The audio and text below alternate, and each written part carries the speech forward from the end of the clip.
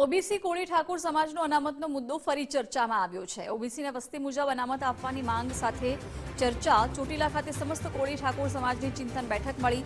વસ્તી મુજબ અનામત આપવાની માંગ સાથે બેઠકમાં ચર્ચા કરાઈ। કોળી ઠાકોર સમાજના 60થી વધારે સંગઠનો મળી બેઠક મળી। અગ્રણીઓ મહામંડલેશ્વર ઋષિ ભારતી બાપુ પણ હાજર રહ્યા। વસ્તી મુજબ સમાજને કઈ રીતે અનામત મળે તે મુદ્દે ચર્ચા થઈ છે।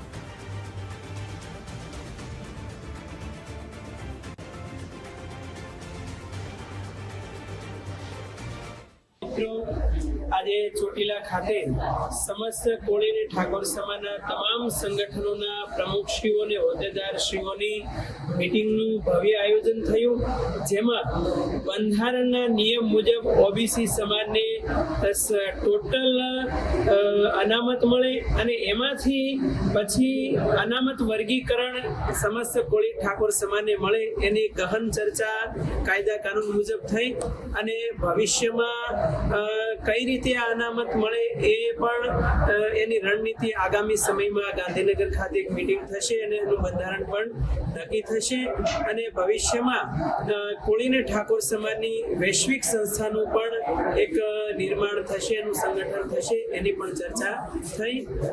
ઓમ નમો નારાયણ, ભારત માતા કી જય। આજે ચોટીલા મુકામે ઋષિ ભારતી બાપુના અધ્યક્ષ સ્થાને એક મીટિંગનું આયોજન કરેલું છે કે જે સમાજમાં જે અન્યાયો થતા હોય છે તો કોળી ઠાકોર સમાજના જેટલા પણ સંગઠનો છે તેના તમામ અધ્યક્ષ, તમામ પ્રમુખો, તમામ આગેવાનો આજે અહીંયા ઉપસ્થિત રહ્યા છે અને એવું નક્કી કરવામાં આવ્યું છે કે ગાંધીનગર એક બેઠક કરવામાં આવશે અને બેઠક કરી સમાજમાં જે હક નથી મળતો, જે સમાજમાં જે અન્યાય થઈ રહ્યો છે એને લઈ એક બંધારણ કરવામાં આવશે અને આવનારા સમયમાં એ બંધારણ કોળી ઠાકોર સમાજનું અમે જાહેર